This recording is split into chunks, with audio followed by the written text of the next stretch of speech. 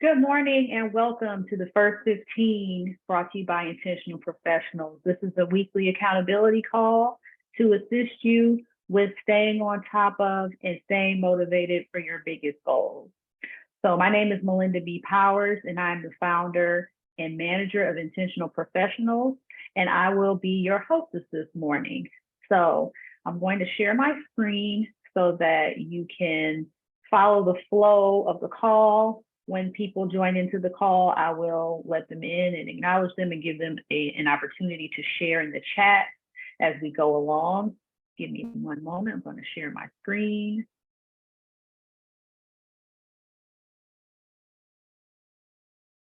All right. Okay. So here we are. First 15, like I said, in our first 5 minutes, we spend celebrating wins, introducing new people to the call. Right now, it doesn't look like anyone else is joining, so I'm just going to jump in and start with my own. So basically, my goal for last week that I gave on the call was to prepare all the materials needed for an opportunity that I'm partaking in called Elevate Women, and it's designed to help women elevate to the C-suite and for-profit and nonprofit boards. So I have my template of what I need. We actually had a call last week to get organized and to be clear on what is expected of us. The event actually occurs this Friday. So I will be spending the week tidying up my elevator pitch, cleaning up my written materials, my CV, my board bio, and things of that nature. So that's still on my list this week because this is execution week. Last week was preparation. This week is execution. Hi, we have somebody join us. Hi, Ivo. Please share in the chat what your big win was last week and what happened. Give us a little scoop on that if you care to share. In the meantime, I'm just going to say a little bit more about wins and building momentum. I'm going to talk in a few minutes about something that is pretty important when it comes to goal setting and making strides with our goals. So that's coming up soon, but it's always good for us to remain on a steady pace towards our goals.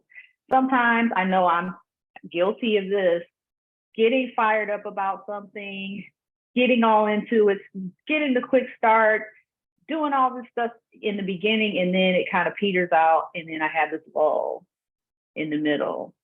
Either I get frustrated, something happens that holds me back, I get busy, I get distracted, and then I'm not making that continuous momentum, and I'm left to have to pick it up again later, and that's not always, it doesn't keep that motivation going. It doesn't keep me moving steadily towards my goal.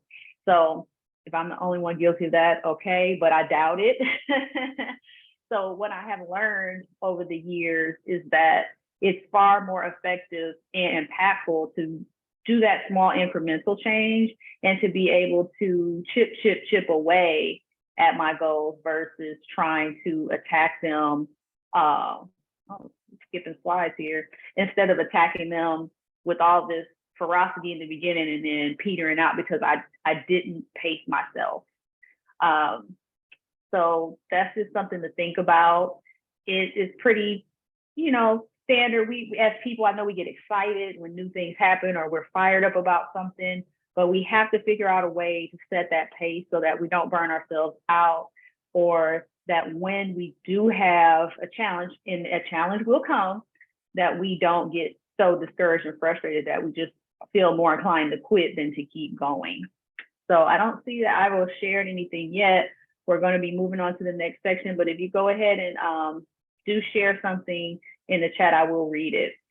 All right, so keep that idea in your mind. I'm setting the stage for the next part that I want to discuss.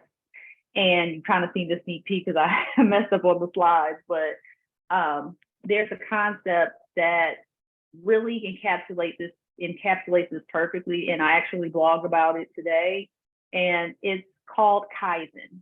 Now, if you are in the process and system or the project management world, lean, Six Sigma kind of stuff, you know about this. It originated in Japan.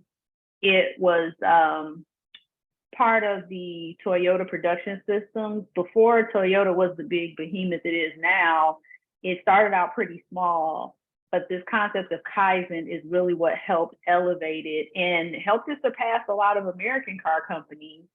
The Kaizen means continuous improvement, right?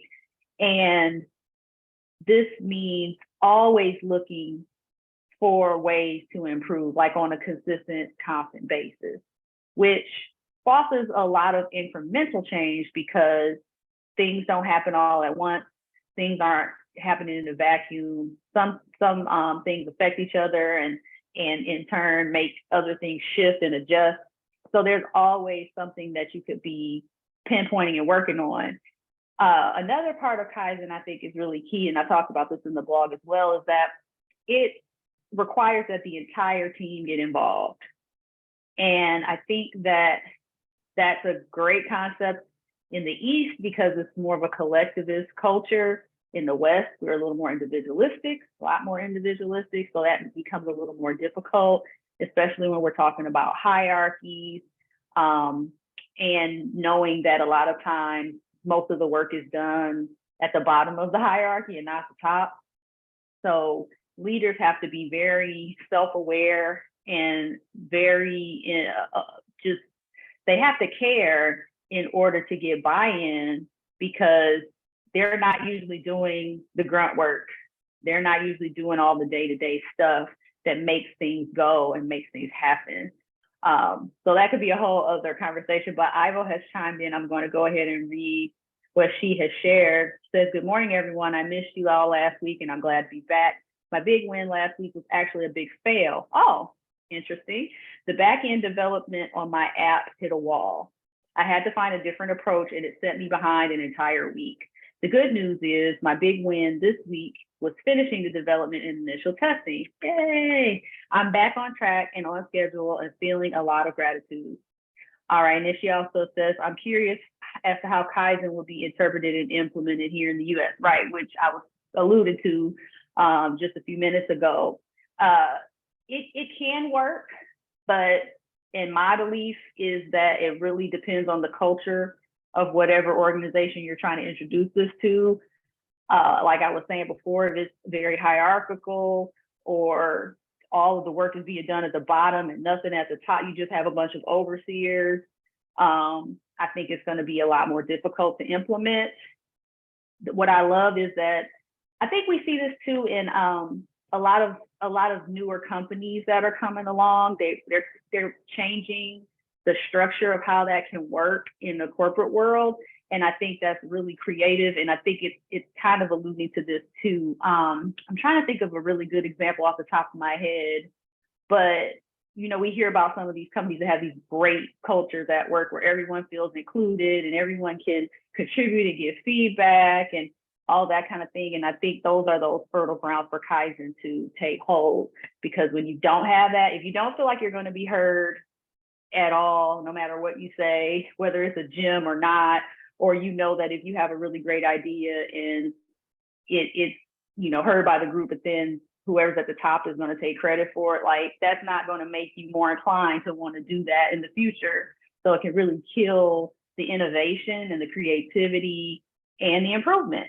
And I think we see that apathy a lot in corporate, and it can be really damaging. And we have to be able to focus on the people over the productivity, even though focusing on the people will increase the productivity. So it's a very interesting dynamic at play there. But I like that you pointed that out, and I agree. It can be tough, not the easiest thing. That's why I think leadership has to be a little different than it's been traditionally. It's not about taking the hard stance and being that tough image. You have to be more open and have to be more accessible and have to be willing to listen to your people, listen to your team, take people's ideas into consideration and really make things a lot more inclusive. And not just in the way that we talk about like DEI, but I mean, the diversity of ideas and experiences and opinions I mean, that comes from everyone is a little bit different, regardless of how you look or where you come from. So great point. Now we got to move on to the last part, and that is me time. This comes really fast, right? So the me time, your most impactful item. So that one thing, if you could get it done this week, you would feel like you conquered the world. So if you don't know right now, maybe you take these few minutes to think of something and make your commitment to it. Ivo, you can share yours in the chat and I will share that out to the group. For me, I'll start with me. My me time, like I said, is going to be really tight execution for this event on Friday that I'm attending, having my elevator pitch, not just memorized, but in me, like naturally coming out and not having to see rehearse or practice. So I have to do some rehearsal and practice to get to that point this week, but I have the outline of what I want to present, and also getting the bio and the CV and all that stuff tweaked to the right standard for this kind of event. So I have those things to work on this week. I'll be working on other things too, but this is something very new to me. I've never done before, and it's introducing me to a very high level group of people that I'm not normally in rooms with, and I want to make a good impression because a lot of opportunities to come out of this, regardless if it's a board position or not necessarily looking for a C-suite position, but making really good connections with people who have decision-making power in organizations is really key, especially as a small business owner. It would be nice to even make some connections for some future partnerships. That would be amazing. So really using this as an opportunity to invest in myself and to really come out and shine in that event is my goal. All right, and Io has shared her me time this week will be when you get all the beta testers trained on the Navigation Journal app and using it. Cool. So can you give us just a little blurb about the Navigation Journal app, just in case people are curious? Can you give us a little more info in the next few minutes? I know you've been telling me about it behind the scenes, and I'm learning. I'm still getting there, but just to kind of get some more information, since this will be shared, I would like to be able to give you that opportunity. But again, going back to the Kaizen concept and how that can help us, even with your goals. If you have really big goals, break them down. I always encourage to keep it super simple and give yourself the time and space to really look at your big goals or your big problems very carefully. You may find things you didn't expect to be there when you were just trying to get through them quickly or tackle them all at once. It helps to be able to give a closer look sometimes and to take your time. I think for me, another thing I've learned is when I try to rush things and I'm not intentional or very thoughtful about what I'm doing, I miss things. And sometimes I can miss important things that didn't seem so important with a bird's eye view, but when I zeroed in, it kind of jumped out like, wow, didn't really think about that, but man, I wish I would have given that a little more attention. So just a little nugget, a little, shred of my thoughts.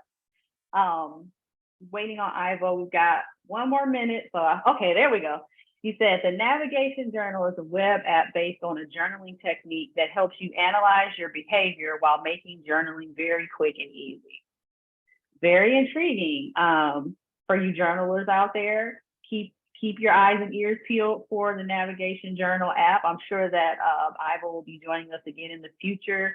If people want to be able to, talk to her directly in the chat, you could do that.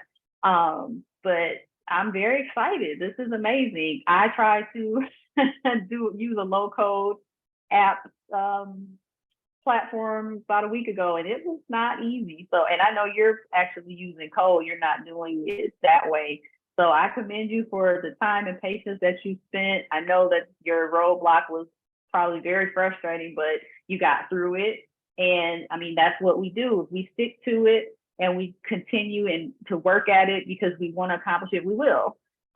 Quitters never win and winners never quit. So with that, I'm going to end the call. Thank you so much for stopping by, Ivo, and thank you for all who have watched or will watch, and we'll catch up with you next week. Bye-bye.